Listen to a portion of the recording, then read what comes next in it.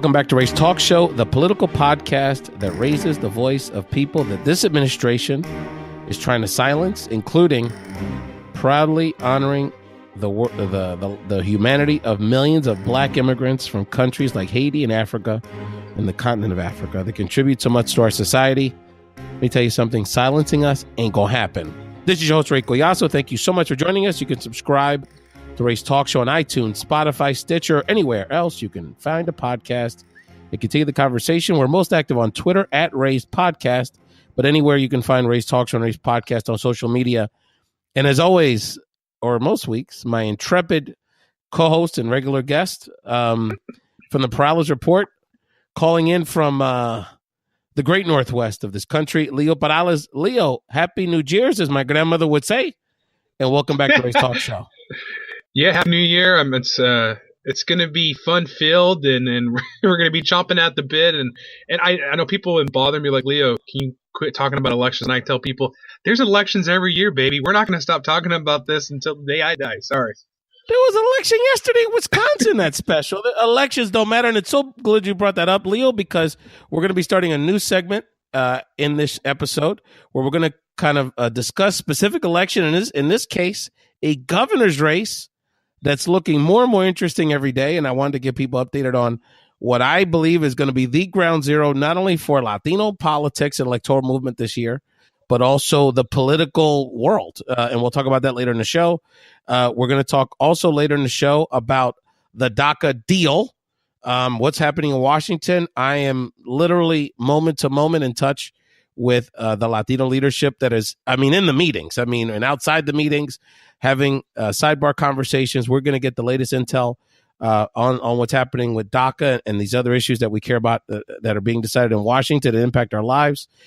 We're going to have the interviews I did earlier today with two Latinas that are getting ready for their women's march locally, two Latinas that have been very involved in the Puerto Rican crisis. So we're going to get the perspective of Quetcy, Lozada and Amaris Hernandez-Padgett on those issues later in the show. And of course, Leo's favorite part of the show, Ask Ray. But right now, Leo, we have to talk about shithole.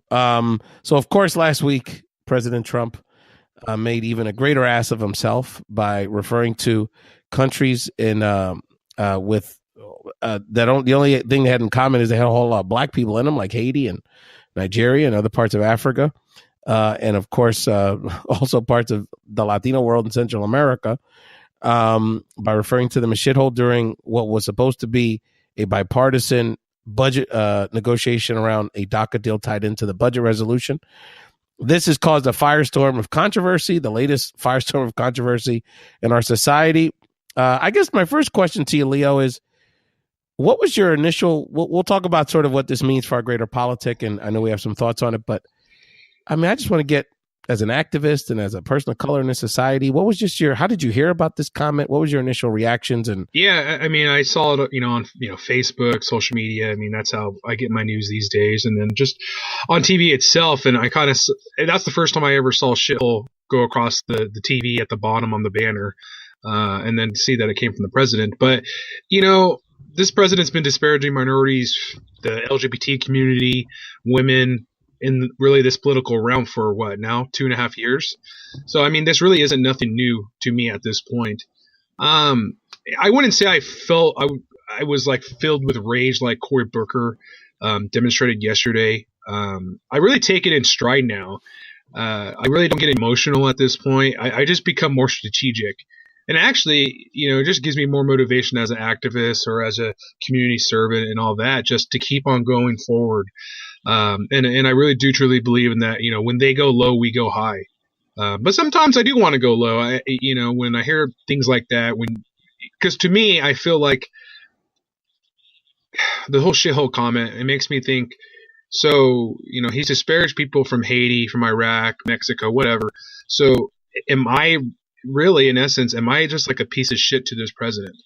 I think that's really how people kind of look at that comment and have to say to themselves, like, I work hard every single day, I pay taxes, but does the president believe that I'm just a piece of shit and I shouldn't be here, and that he'd rather have more Norwegians live here?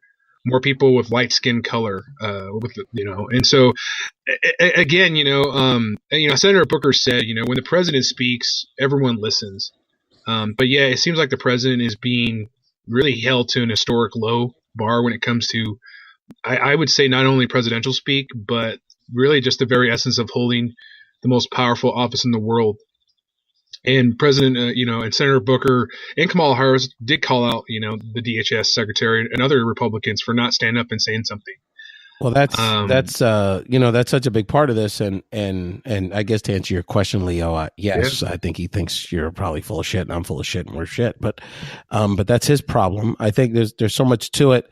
I want to say that, again, I agree with everything he said in that, not surprised, not shocked, but at the same time, I was literally, to give you the context, I was in a meeting 4 blocks from the White House, 5 blocks from the White House, at a conference room with a manager's meeting of my day job, Unidos US, and I'm literally sitting next to the vice president who handles immigration issues, who's on her phone the whole time and dealing with texts and emails and strategic conversations. I mean, literally, put it this way: we knew in that room that meeting was going down.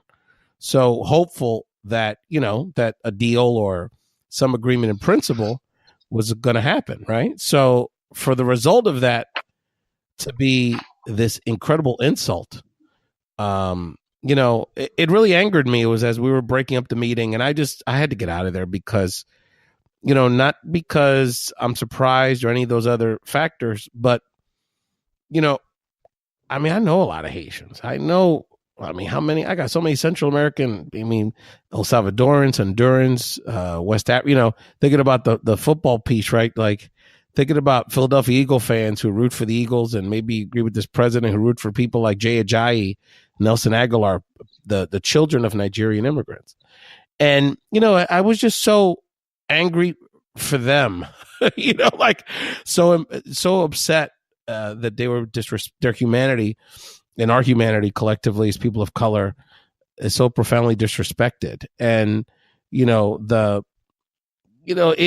it also is a clarifying moment, and it makes me on a personal level politically sort of, how would you say, sort of verifies what I've always kind of believed. And so when we've had these conversations about, progressive politics versus conservative and people of color and others saying, or moderate voices saying, well, conservatives have a point, there's certain issues we can potentially work with them. I don't disagree with that in principle, but I was always skeptical. And I guess since the 80s as a kid, to be honest with you, of the messenger. And with few exceptions, I don't think the Bushes hated Latinos in particular, and there's a few others, but generally speaking, too many of the Republican leadership in my lifetime, I just have never trusted that they had the best interests of the minority communities in mind. And not to absolve Democrats at all, but we're talking about Republicans today.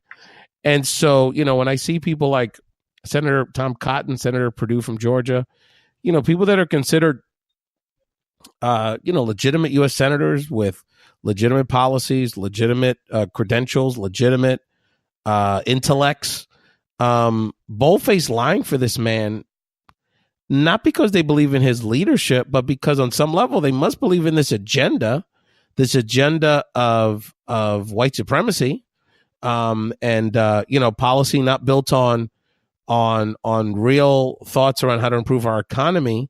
Thinking about that, they're co-signing on this, and DHS Secretary Nielsen, and I want to talk about it in her second, co-signing on this. So, and I do want to, the last thing I'd like to say on this piece is that thinking about, and I want particularly non-Latino, and I think the people of color listening to this will relate to this thought, and I hope that non-Latinos really understand where some of the profound anger comes from, is that when I saw Senator Booker's impassioned response, when I saw Senator Harris' impassioned response, people that have somewhat similar backgrounds that I do, people of color that have been able to, sort of break out of the cycle of poverty through education, and thinking about what people like me and you and Senator Booker, and Senator Harris, and the women of the View, like what our generations are taught what we're, that this idea, this concept of America in the United States, that if you work hard, you follow all the rules, because people of color, we have to follow every single fucking rule. Other people can smoke pot, other people can carry guns. We got to follow every rule. So there's extra rules. But if we do that, as like President Obama was and Michelle do every day, we'll be accepted. And there'll be a certain level of equality we'll have access to if we follow all the rules. And the problem, is that it's very clear that, starting with the top and the Senator Cottons of the world and these other people that are lying for him and being complicit for him, is that that's obviously not the way they see it. It's not about meritocracy. It's about a racial pecking order, and the fact that our relative ascendance into some semblance of having a voice in a society, having some political power in a society, that's not even adequate to our population, but at least the beginning of that process and the beginning of that multiculturalism that we've seen coming for quite some time. Obviously, that their politics and their belief is based on that. So pushing back on that. So that's where the anger comes from, because this is not ultimately what they're showing, is that they don't believe in the values of this country, because the values of this country are embodied in people like you and people like your community and people like the women we're going to have on later in the show. So this is so fundamental to who we are as a country and as people of good faith like you and I, Leo. No, I mean, I totally agree. And it's just one of those things, like, I didn't get emotional about it. I got pissed off about it, but I guess really I am human. I would really, if I'm going to be honest, I did laugh. I did laugh at it, because it's just like, we went from, to me, now when I look at it now, we went from pretty good presidents in the way that they act. You had Bush, then you had Obama, and then we go to this. It's just going to, hopefully we get someone. Maybe I'm putting the cart before, right now, just saying this too early, but I don't see him winning in a second term, with the way things are going right now. I really do, because every single day he says something, he tweets something. I don't think we haven't seen the worst from this president. Shithole is by far one of the worst things he's done so far. I see him doing something really drastic here within the next 2 years. That is really going to hurt his party, and that's why you see Republicans distancing themselves. I mean, look, Jeff Flake today gave an impassioned speech himself, attacking the media. Yeah, no, Senator Jeff. Yeah, his some would say that was his opening speech for his presidential candidacy in 2020. But yes, Senator Jeff Flake, essentially in about 20 different ways. There was an article earlier today on social media, the 20 most damaging quotes from Senator Flake's presentation, was basically, call him a fucking liar 20 times, 20 different ways, which, is pretty accurate. And, the comparison, we have a president a Republican president, my friends, that Republican U.S. senators, conservative Republican U.S. senators are comparing dictator and finding comparisons to Stalin. Woo!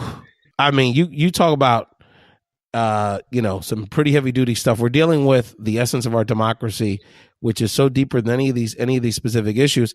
And the last thing I'll say on this piece, and then we'll get to Quetcy and then talk about the DACA deal, because I know a lot of people are anxiously. I mean, there's protests literally happening as we speak. We're taping the show on a Wednesday evening. I know. Leo, there's literally dreamers and immigrant rights activists in the streets as we speak all over the country, and we're with them and we support them and love them and respect them. But I did want to share on this shithole piece. I do want to spend a moment about Secretary Kirstjen Nielsen, the Secretary of the Department of Homeland Security. By the way, if you're new to Kirstjen Nielsen, you can't get any more Scandinavian than that. We are to believe she's either, in her testimony yesterday, we are either to believe she is profoundly, fundamentally ignorant of basic world geography as the head of Homeland Security in this country. So either to believe that there's a gross ignorance and borderline stupidity in the chairwoman, Secretary of Homeland Security in this country, or we are to believe she's a bald-faced fucking liar. So I tend to believe the latter. And so So that is one profound reality we have to deal with, that we have a network of people that are complicit in the shredding, not only of an ultra right wing administration, but the erosion of our democracy. But the other thing, I think, on some level, even more telling from her testimony yesterday, was when Senator Booker asked her if she had met with a DACA recipient or a dreamer, and she said she had never, in her current capacity or previously in her career working in immigration issues, had never met or spoken to a DACA recipient or any sort of dreamer. And it just goes to show immigration is the biggest issue she's dealing with day to day. It is arguably the biggest policy debate we're having in our country right now. How disrespectful is that, as this woman is advising the president, executing policy, executing how to prioritize deportations in this country, in immigration policy writ large, that she would have the utter disrespect for not only dreamers, but essentially the Latino community. And as we're finding more and more, the Black community, than to have never met with anyone from our community, essentially. She certainly isn't meeting with groups like the one I work for. So I just wanted to note that, because I think that fact is very, very telling. That doesn't surprise me. I mean, there's hundreds and hundreds of posts in the cabinet that have not been filled. I'm surprised that hasn't been a big story. I know the Washington Post reported on it last week. It was just a minor thing. But I mean, they're just essentially pulling people out from nowhere and filling these spots. But that is kind of troubling now that you mentioned that she hasn't met with one dreamer. But that pretty much says it all about this presidency. And I want to go back to just real briefly about what the president said and stuff. I will say that I don't think the president, just like Dr. Martin Luther King's nephew said, I don't think he is a racist in the traditional sense, but he sure talks like one, and I think that really resonates with white supremacists here in the country, and it really gives, just like Cory Booker said, gives license to this to fester and grow. And when you have somebody like Kirstjen Nielsen excusing him or acting like it never happened, that's just perpetuating this. And I don't think they understand that. And I would say she's just willfully being ignorant and really conscientiously being stupid. And that really hurts the country, just like you said. No, it does. And let's hear now from Quetcy Lozada. Quetcy Lozada is a very well recognized local leader here in Philadelphia, who in particular has been incredibly engaged in the Puerto Rico issue. We talk about that in our brief interview with Quetcy, as well as why, as a Latina activist, she is going to be participating in the Women's March, and why Latinas need to get engaged in this very important movement and these very important conversations about the intersectionality between being a woman in this country and the particular challenges of Latinas within the larger women's rights movement. So me and Leo will be back in a second to talk about the DACA deal. Quetcy Lozada, this is like so overdue, it's ridiculous. Your first appearance on Ray's talk show. How are you? Good. Much love to our mutual homegrown Monica Parrilla, who's like, the yin to the yang. Monica, you're here. Quetcy, you're literally here on the floor writing your signs for this weekend's Philadelphia Women's March. That's correct.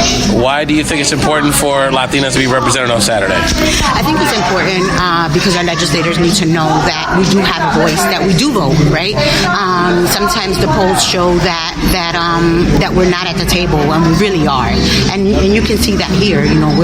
There's women here, there's young girls here, and we're here because we care about our communities, we care about our neighborhoods, we care about students who depend on legislation like DACA, and our legislators need to know that. Latinas, obviously all women have similar issues, but there's I think Latinas certainly have, I don't want to say unique, but distinct issues that they're pushing on. DACA, Puerto Rico, women's, Latina specific issues. So why do you think what are you focused on? Why do you think it's important for Latinas to be part of the larger women's march and the women's movement to get your larger issues to the forefront? I think it's important for Latinas to be at the table because we're affected by all of those issues, right? We're affected. A lot of our children come from parents who are undocumented, right? A lot of our children go to schools that don't provide quality education. A lot of women need Latina women depend on the ability to be able to make their own choices about what they do with their bodies. I focus on a little bit of everything, right? Because I've been blessed to be able to work in a place where I come into contact with a lot of different women from all walks of life, primarily Latinas, and those are their issues. And so to me, it's important to give those Latinas who don't have voice to give them one and to make sure that they're heard. It's funny because, not funny, but when they talk about, that we have to support working people, and they talk about infrastructure, and like there's this image of this like this white construction worker that's not getting a fair shake, and I think about all the women are teachers, nurses' aides, clean hotels, and those are the people that are spurring our economy. What are we doing to support them so they don't get sexually harassed, so we can raise the minimum wage, so we can deal with that tip, these laws about tipping? Yep, that's why it's important to be at that's who's driving the economy. Exactly, and that's why it's important to be at events like this one, because you get the opportunity to talk to other Latinas that are right in your community doing some kind of work that may be different than yours, but you don't realize that they're struggling with the same kinds of things that you are. Quetcy, I just caught you real quick here on the floor here. We're at this event, but I'm going to bring you back because we have to go through the whole experience about you going to Puerto Rico and all the leadership you've done to support our family on the island. But I think there's going to be a lot of discussion about Puerto Ricans in Florida, rightfully so, and not only their transition to the mainland, but also them potentially voting in these elections. We're dealing with that here. Yes. So just a quick message about the community that's coming here and what we need to do to help them in that transition, and including all of us, including the new arrivals voting this elections. Absolutely. I mean, we have seen over 700 families come through our office with various needs, right? But it's important that they know that they have to be patient. The need, we had a need in our community already that was really big in the Latino community, right? With housing and with jobs. For the people that were here. For the people There's that were already here, a big issue. right? For the people that were here, and then you add another community migrating into the same one, looking for those same kinds of assistance, and it's been difficult. With no preparation. With no preparation. Didn't have to save money. And we're not a host city, so we're not getting the services that our CBOs are receiving right now. They're providing those services without being able to get any additional funding. That's right. So the need in our community-based organization, in our political offices, all of those needs have now tripled and quadrupled. And Quetcy, for people that are in the Puerto Rican leadership community, it was Quetcy's crew that had that real big Puerto Rican flag in D.C. It was my Philly squad. I was so proud of that. And that was her posse that, I'm sure some regulation around spreading a flag on the Lincoln Memorial was broken, but it's okay. They let us slide. But we're supposed to break rules, you got to make it uncomfortable. Because that's the only way they're going to listen. What I was trying to tell us is that it's a lot more expensive for the country to not support, to then have to deal with people moving and all these services, train on all these communities and services than just supporting American citizens in their home island. I mean, that's it. It's going to cost us more in the end, and the impact on. I think about these kids going to new school districts and maybe not being comfortable with English and the trauma. Well, think about it. Think about this. We have seen people who have never been to the States, so they don't know what it's like to deal with the weather, That's right. the school system, transportation, the whole culture. Yeah. So our families have been challenged. Those families that have arrived at our doorsteps have been challenged. But I must say that both on the island and here, I couldn't be more proud of them.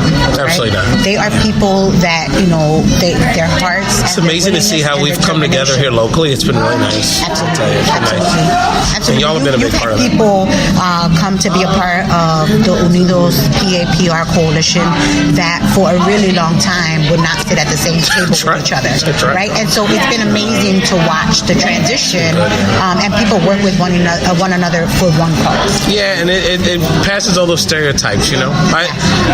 It's interesting because the DC March, it was better, maybe 10,000 people, but I almost kind of liked the fact that it wasn't so big, because I think there was a certain energy, and there was the Quetzys of the world, and like, you know what I mean? Like, there were so many the leadership, newborn leaders, but the people that are really passionate, not just like the people that are just going to the party kind of thing.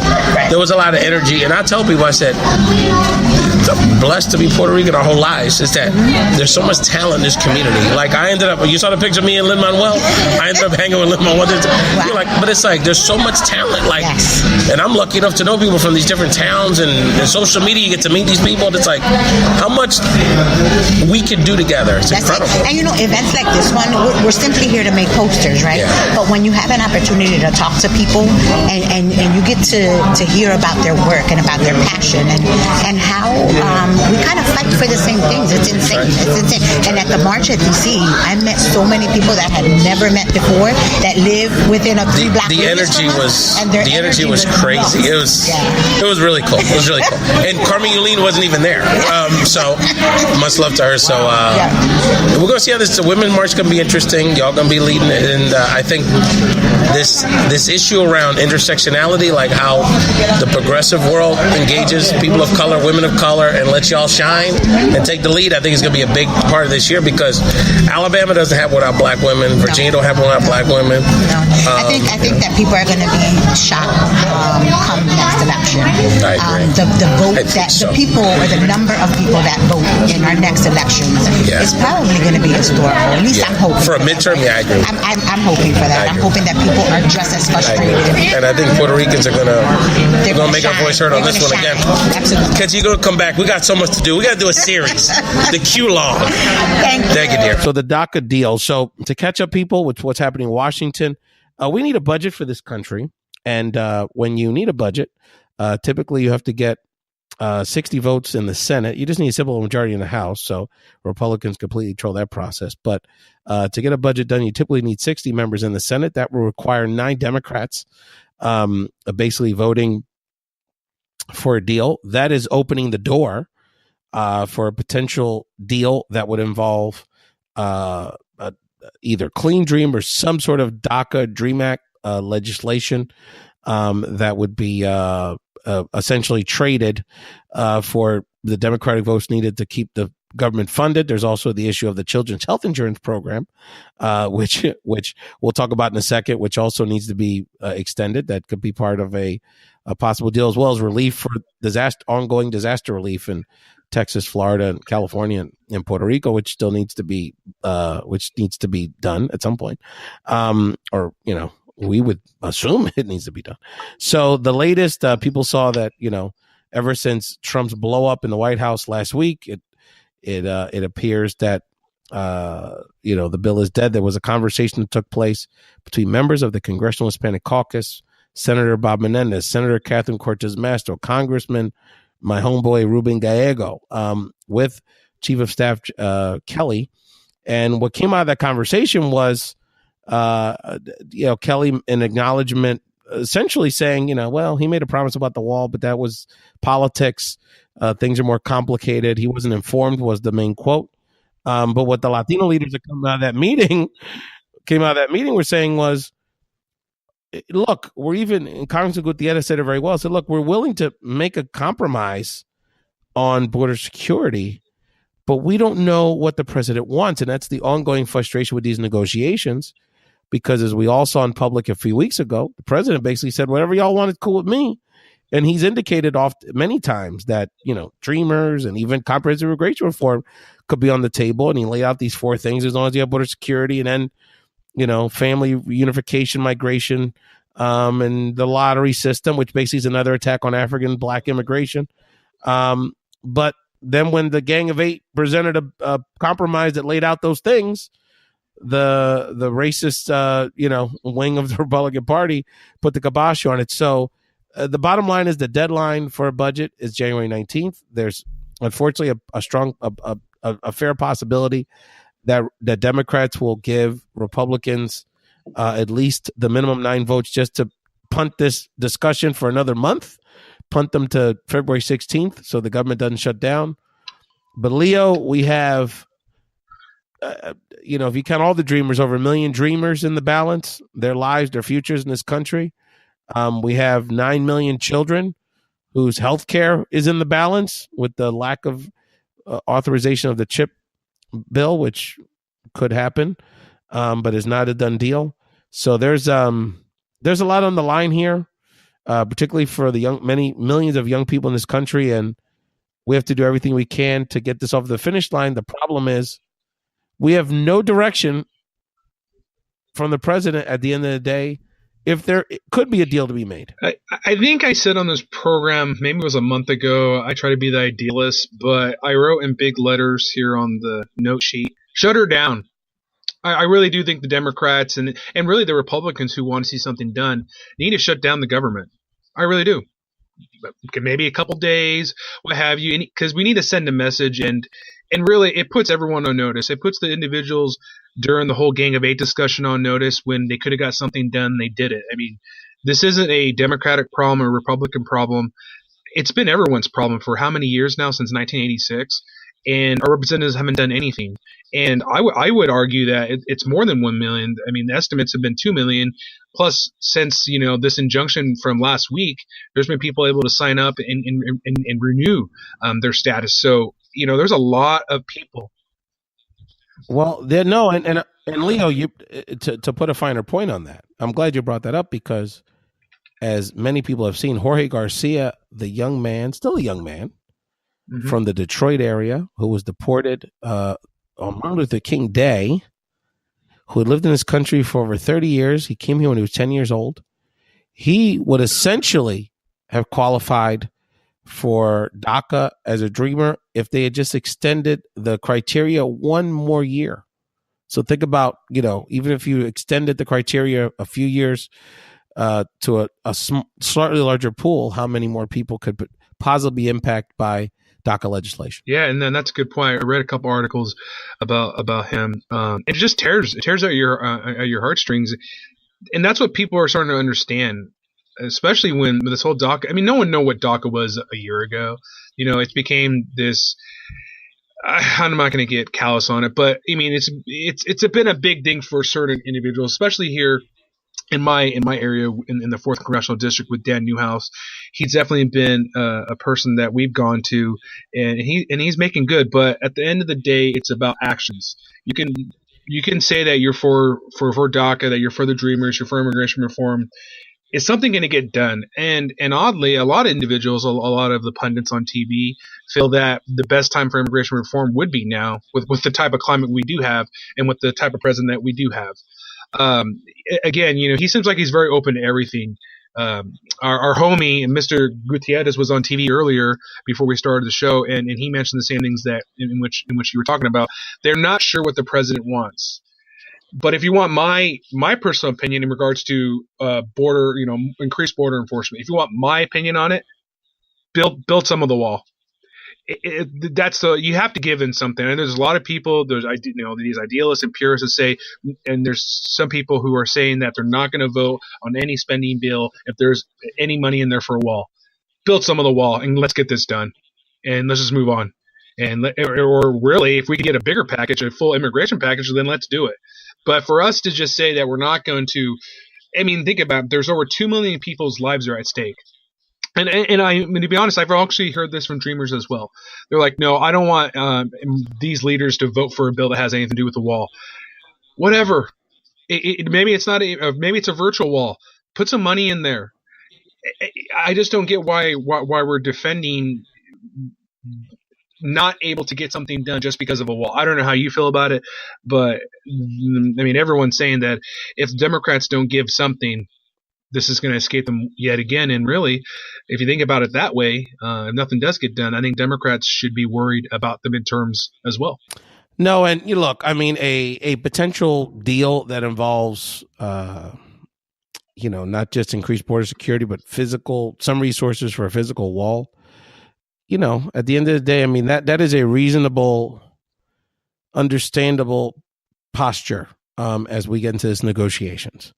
I agree with you. And I'm glad you brought it up. The Democrats have to stop punting this issue. It was good to see Senator Martin Heinrich from New Mexico, him and the other Democratic Senator Udall, voted to punt this issue past the Christmas holidays. They had they would get a lot of crap because there's a lot of federal employees in New Mexico. So, having some federal employees, get furloughed right before Christmas would be good politics for them. And nevertheless, it's good to see he has drawn a line in the sand, saying that Friday is it. So, and as I'm looking at the scroll here, Senator McConnell saying, I don't know what Trump wants on immigration. I mean, this is like latest headlines here. The bottom line is, if we could just identify what it would take, then the Democrats could reasonably come to, while it may be a difficult decision, could put this issue to bed. And let me share with people how insidious, and I'm sorry, this very, these policies, this conservatism that's flavored with white supremacy attitude about this. So Republicans in the House may vote as early as tomorrow when you're hearing the show on a version of the spending bill that includes CHIP but not DACA, and then say to Democrats, "Oh, you're not gonna vote to fund children's health care because of a bunch of dreamers and inferring these illegal people." And the reality is, the CHIP reauthorization is almost 5 months overdue. It was due in September. And so the fact that Republicans, who control everything in this government right now, have put 9 million children, the healthcare of 9 million children in this country, many of which, by the way, are children of color, a significant percentage, is not only immoral but disingenuous to say that now it's the thing you're going to hold up as what's holding up the budget process in this country, the government in this country. And by the way, the DACA issue is a self-inflicted wound. There was, they created this issue by rescinding the executive order in the first place. So, that kind of rhetoric that you're going to hear in the coming days and hours, and that kind of framing is not only immoral. I mean, why would you put children's health insurance, as a bargaining chip? And in fact, for these quote unquote fiscal conservatives, the CBO is reporting that extending CHIP more than 5 years, 10 years, or making it permanent would actually save the government a lot of money. It's despicable. And so you have to continue to contact. I'm literally texting as we're talking, Leo, texting, activists who are arranging phone calls to Senator Kane's office in Virginia, reaching out to leaders, conservative Latino leaders in the Southwest to contact the relationships they have with people like Senator Flake, Senator Heller, Senator Rubio. There's people in front of his office as we speak in South Florida. So we've got to do everything we can to push this over the deadline. If you have Democratic senators, call them as well and let them know, do not vote, even to punt this 3 more weeks. As you said, Leo, this has to end now. And we have to get this done, and we have to get DACA, CHIP, and disaster relief done now. Stop BSing. Stop playing politics with people's literally lives. I got cousins in Puerto Rico still don't have electricity, Leo. These are professional people. These are insurance executives. These are teachers. These are not people milking the system. They still don't have electricity. It's got to stop.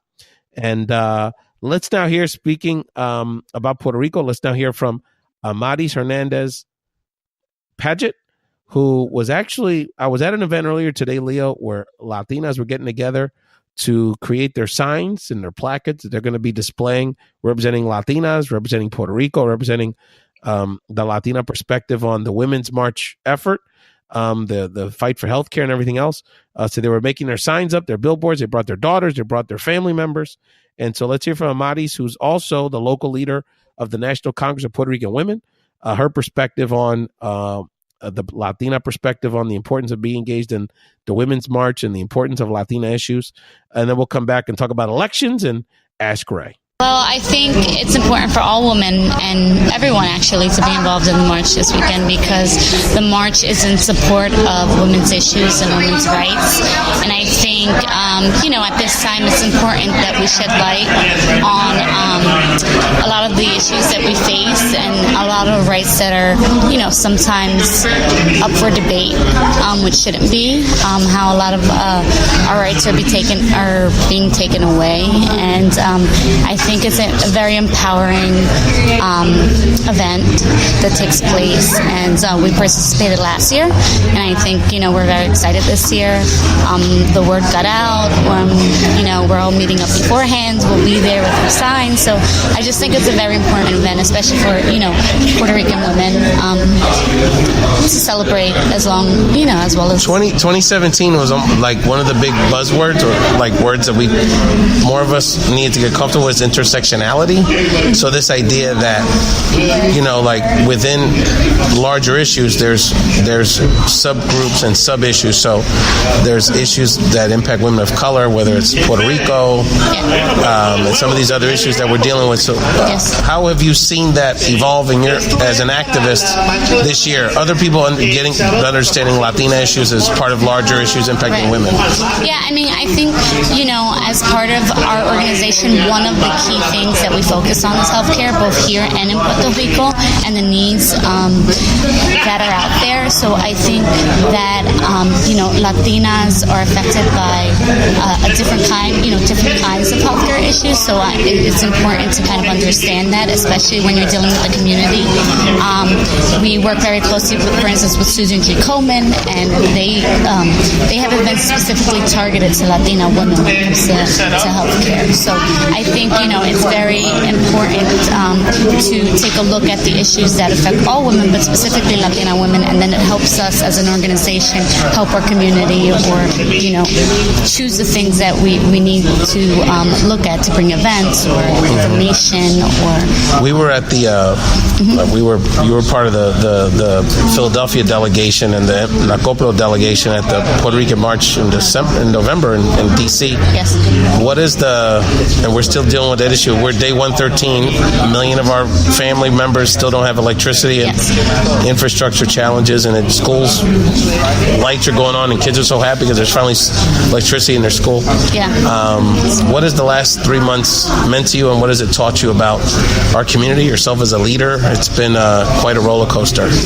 Yeah, I think this was one of the first times where I've seen actually everyone in our community really work together. It's been pretty amazing. Yeah, I've seen the first meeting for Unidos Pa' PR. Nacopro is a participant of that group. I saw people who hadn't worked together in a long time. Forever. Yeah. Oh, I saw you already. It's okay. It's all right. You can always say hello. In the same room for the same cause. So I think it was kind of just understood, heads down, what do we need to do? We got organized pretty quickly.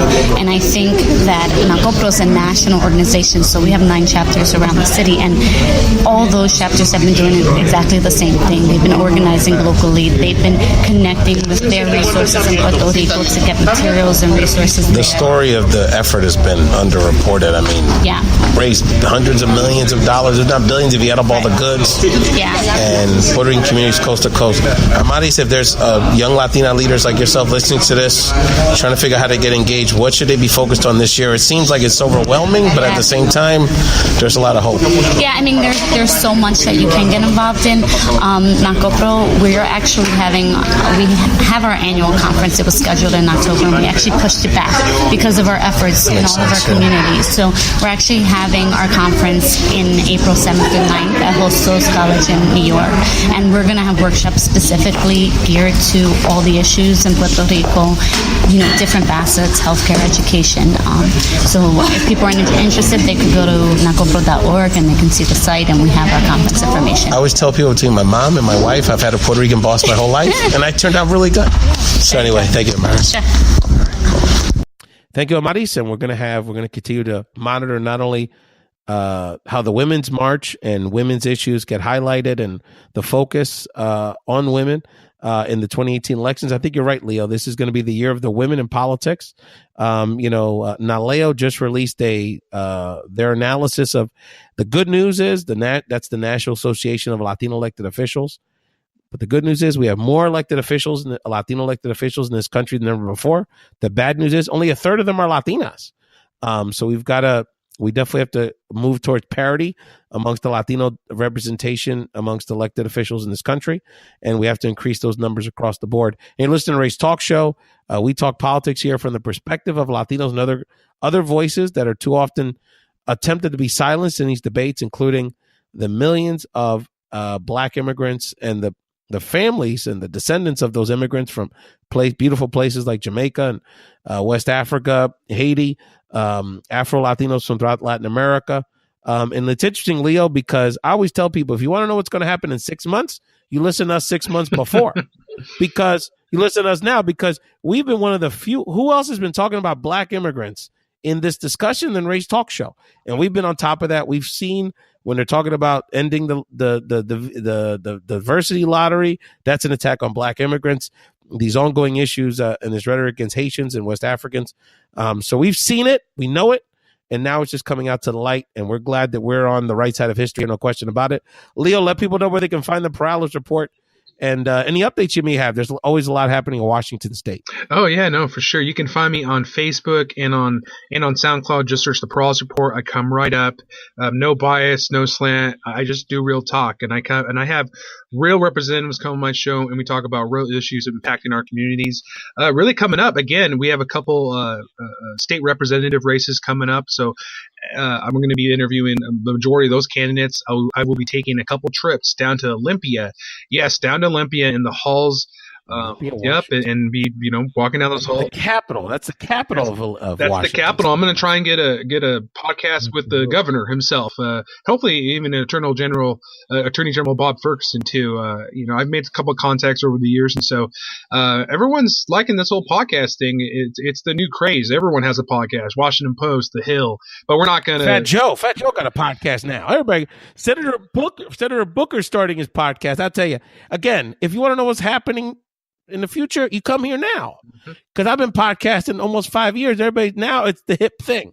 We're always ahead of the curve here at Ray's Talk Show. Speaking of Washington State, we have to give activist Maru Mora Villalpando a shout out. Maru is an activist in Washington State who you've collaborated with in the past. Leo, she is being targeted by ICE. They're sending her threatening letters, even though she's had no interaction with ICE over the last almost 30 years she's lived in this country. Maru is fighting a good fight. She's not hiding. She's not going to live afraid. Those are the kind of people we want to support here. I want to give a shout out. We were promoting the show on social media this week, and a great friend to the show, Eva Mendez, activist and entrepreneur, educator, gave you a shout out, Leo. She said, this guy, Leo Perales, does a good job on the show. So I want to give a shout out to Eva. I didn't realize she was a loyal listener to the show and is a fan of yours. So what I like to say, that's the real Eva Mendez. So much respect to Eva and all of our listeners out there. We really appreciate you guys listening. So the new segment we're going to start in 2018, because as Leo likes to say, there's always an election going on somewhere. We want to highlight elections and the role as either candidates or electorates that we're going to be discussing throughout the year. A lot of exciting elections happening, not only that are coming up. So I wanted to note Arizona. I know you're a Washington State guy. I know that's like your Pac-12 rival state, Leo, but Arizona, I'm going to say it now. So when you start seeing the articles in Politico and the Washington Post in September, you heard it here first, that Arizona is going to be the political ground zero of this country in 2018. It is going to determine the makeup of the Senate. It's going to determine, it's going to be the litmus test in the place where the Latino electorate says, basta ya, it's enough. And there's so many races going on there, potential characters like Sheriff Joe Arpaio, Kelly Ward. But the one I want, the candidate, the politician I want to talk about, which is very exciting, is we have a governor's race, incumbent, relatively for Arizona in the West, moderate-ish. Well, he's conservative, but he's not nuts. Doug Ducey, Governor Ducey's up for re-election. And in a recent poll, The incumbent Doug Ducey is not the favorite. A crazy potential primary candidate is not the favorite. Indeed, Latino Army veteran, former Associate State Superintendent, education expert David Garcia is leading incumbent Governor Doug Ducey in the polls, 43 to 42%, with a relative, with only 15% undecided. Ducey's job approval ratings are underwater. And what's so interesting about this is that the governor, when he won 4 years ago, really fashioned himself as the education candidate, and someone else is going to focus on education in the state. Arizona has a lot of good things going for it, but one of the things it doesn't have going for it, it is ranked at the bottom, normally 49th, if not 50th, in every education metric that you can measure for our young people. And so essentially you have a conservative governor that's saying they want to improve education, they want to improve test scores, they want to improve access to education for young people in the state. But then he doesn't put him and the Republicans don't put their money where their mouth is, and they refuse to raise taxes or do anything else to provide more resources for these students, of course, almost half of which in the K through 12 system in Arizona are Latinos. So now we turn to an alternative, an attractive alternative in David Garcia, not only a U.S. Army veteran, but someone who's an education expert, who has definitely got his sights on improving and strengthening public education. There's a voucher, the voucher movement's made some headway there, and he's looking to, take that money away from the voucher movement and direct it more directly into public education and the education of our children. So there's a lot between that and the Senate race, potentially 2 Senate races in Arizona. Leo, Arizona is going to be the ground zero for everything that we're focused on, and really the balance of power in this country, in the state of Arizona, in the coming year. Yeah, no, it's really exciting because, again, I would say that's pretty down the middle. I wouldn't say we favor one party or the other, but I will say that it's going to be when they look back in the history books and say that during the Trump presidency, when did things started going south, and where that nice big progressive wave came from, it's going to be from Arizona. These races are going to be very big, and like you said, it is going to be the political ground zero, and it's very exciting. And when you have characters like Joe Arpaio, on whatever, who got pardoned, you can't help but say that CNN's going to be there, the New York Times. It's just definitely going to be a fun race, but I think the tide is turning, and I'm glad to see also. I think it's going to put a spotlight on the Latino electorate, because a lot of individuals have been waiting, the pundits and the strategists and really the campaigns and the candidates themselves have been wondering when the Latino electorate is going to step up. And as we've seen, like you mentioned in the beginning, we have a lot more Latino officials now, and we want to get the number of women Latinas up, but I think it's going to start in places like Arizona, places like California, even places like here, like in Washington. There's a lot of Latinos that live in Washington, so it's only a matter of time. And if we get these wins, and we see people who can look ourselves to be inspiration to other people coming up and being, really, I think a lot of individuals are becoming more politically engaged because of the climate nowadays. I didn't become politically conscious until the Obama years. Like in 2008, I was about 20 years old.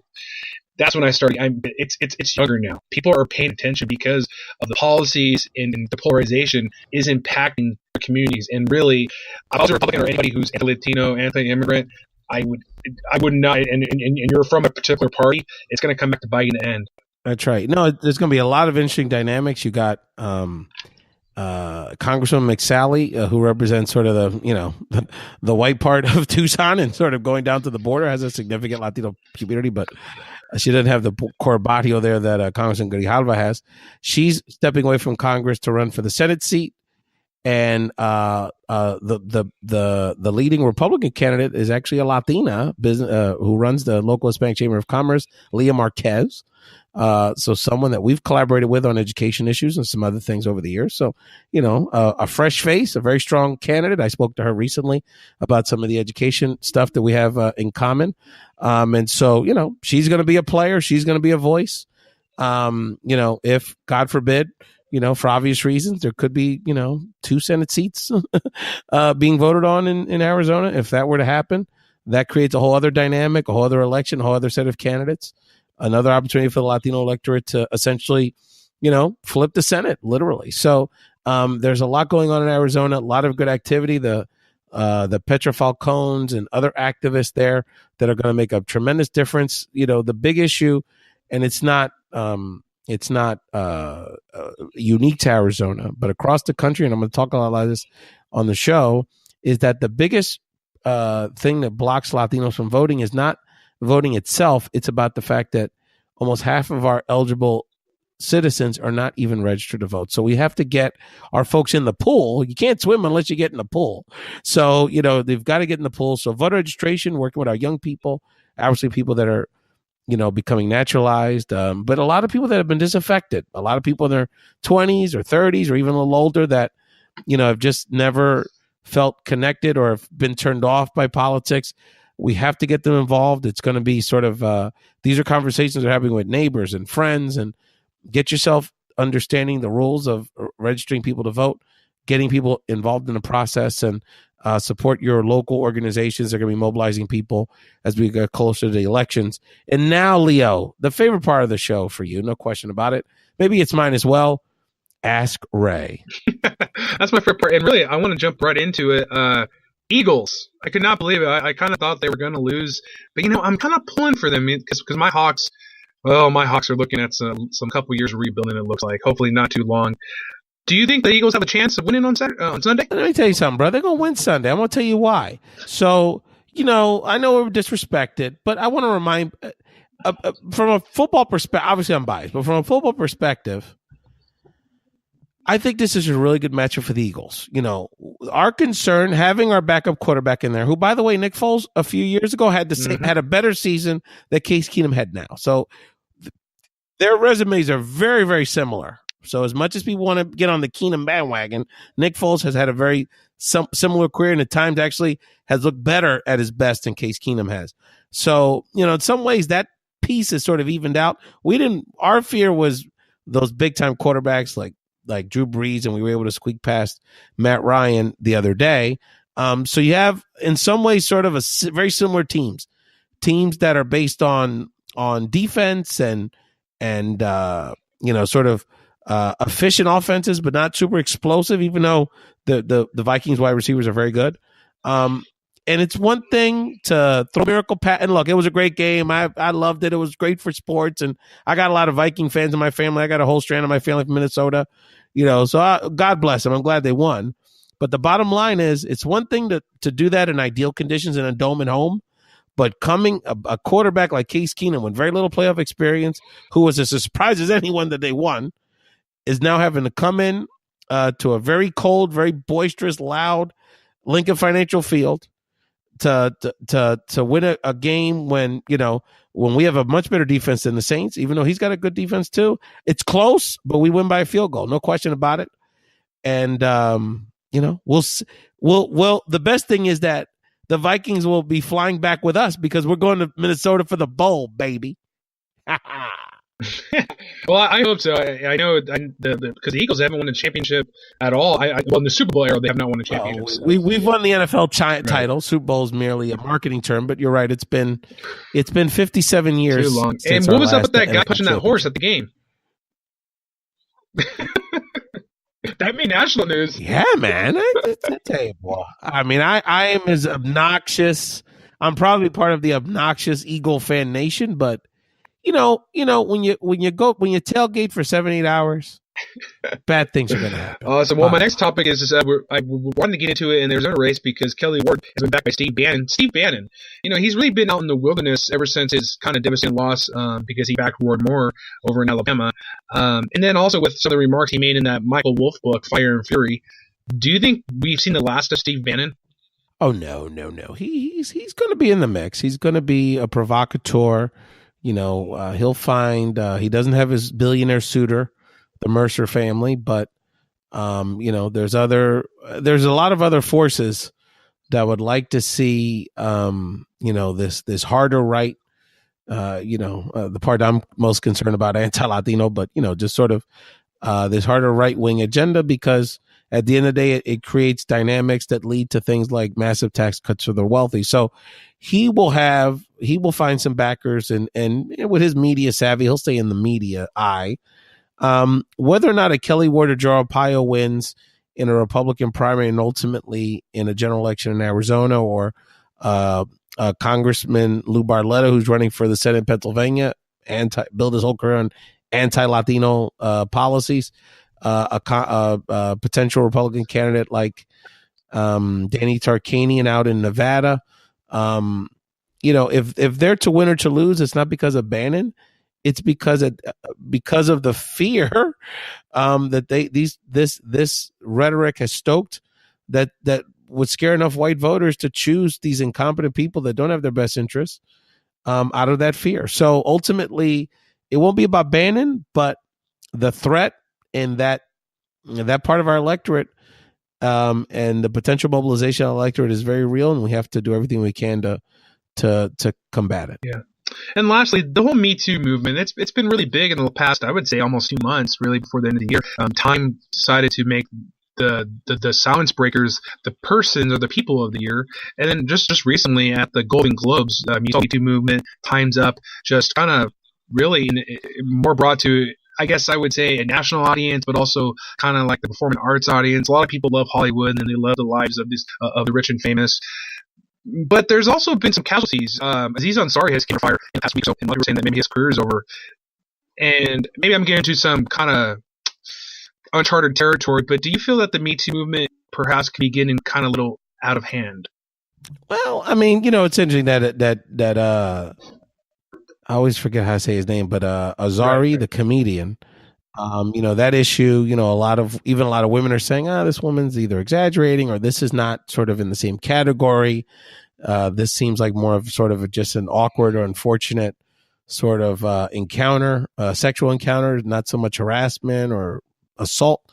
Aziz Ansari is the gentleman who I'm generally a fan of. But I think the reality is it's really important that we're having these conversations, and we're having these conversations about what's appropriate in the workplace. We're having these conversations about what's appropriate, the power relationships around aggressively trying to court someone that maybe you're their boss, or, what is the fallout if this person, wants to end the relationship. In certain industries, either, in certain sort of either office cultures, industry cultures, sexual harassment is or touching or, inappropriate language is accepted. And, how does that make women feel? How does that make women disempowered in the workplace and in their potential careers? And, one of the things that we have to be advocates for here on Ray's Talk Show is, of course, unfortunately, it takes these issues bubbling up amongst the elites of our society, the Hollywood elites, the people in Silicon Valley, the political class, corporate America, the highest levels of corporate America, for them to become an issue when we all know that the people that we have to be the most diligent around protecting are the women that clean your hotel rooms, the women that are washing dishes at a kitchen at a diner, the women that are babysitting your children, our children, the women that are working construction sites. We have women out there in our community. I know middle-aged Latinas who are washing, who use those big hoses to wash down the airplanes at the Miami airport.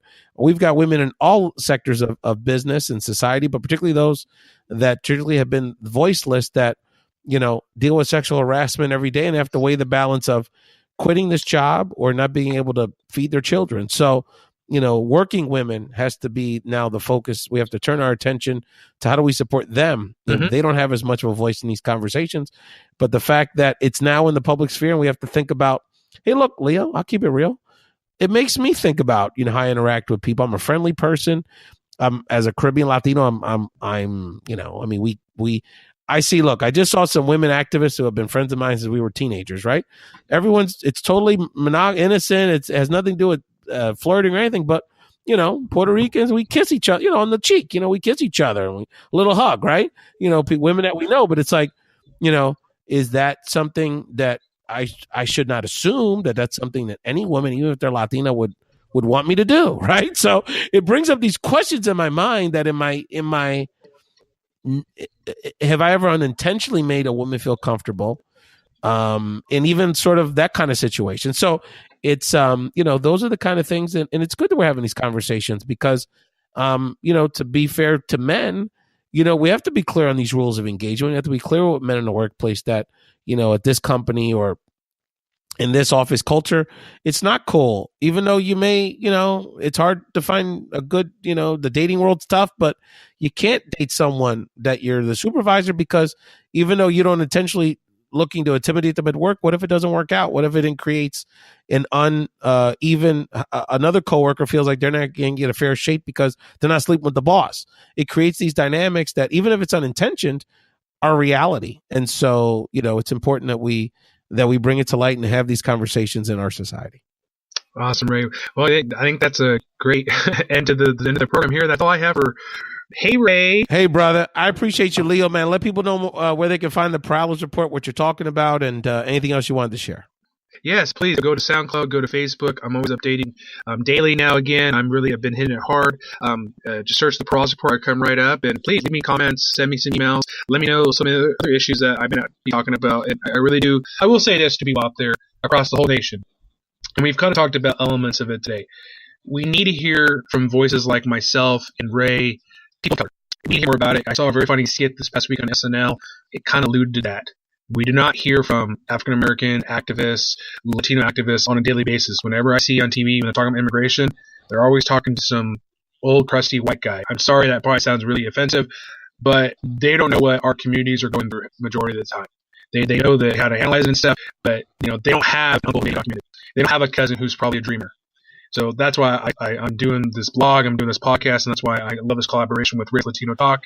It's awesome, and we need to have more of it. Absolutely, and very appropriate that on the week that we celebrated Martin Luther King Jr.'s holiday, a week of service, a week of reflection, a week of resistance, many times the sort of sanitized vision of Martin Luther King Jr. is propagated and focused on service and being a nice person, and that's wonderful.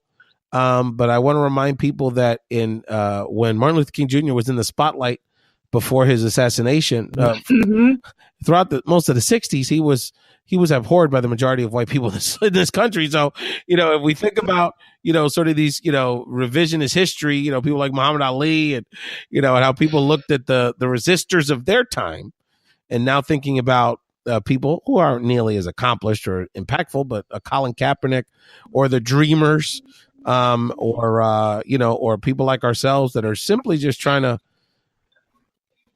as the Senators Booker and Harris and what the Women's March is going to focus on, it's just about equality. It's just about giving people the same chance. J-Lo said that when she was in Puerto Rico last week. This is about fairness. If these 3.5 million people on the island of Puerto Rico are U.S. American citizens, they should expect. Why shouldn't they expect just the same sort of relief efforts that other Americans you would assume would get? So 113 days on the island since the hurricane, still a third of the island without electricity, still serious infrastructure problems, education challenges for basic health and education services. We don't want to forget that ever. And as we speak, there's literally still probably tens of thousands of DACA activists. There was a group of Jewish leaders who got arrested in the halls of Washington, the Capitol today. So we have literally people in the streets as we speak, defending the Dreamers, fighting for DACA students, and we have to do everything we can in these final hours of these negotiations to contact our members of Congress and allow our young people to simply have a right to dream. Thank you so much for joining Ray's Talk Show. Check out Ray's Talk Show anywhere you download a podcast, iTunes, Stitcher, SoundCloud.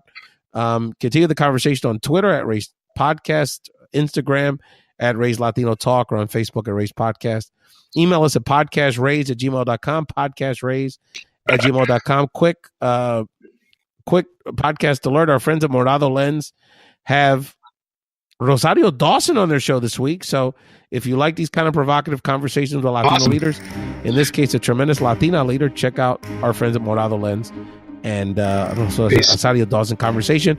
And next episode, Leo, if you're nice to me, maybe I'll share with you my 20-minute my latest encounter, because we met before, with Rosario Dawson about a year and a half ago. It was very interesting, as you can imagine. So we'll talk about that next time, Leo. Me and Rosario hanging. No doubt about it. Thank you all so much for joining Ray's Talk Show. Continue the conversations, and as Leo said, take action. Peace.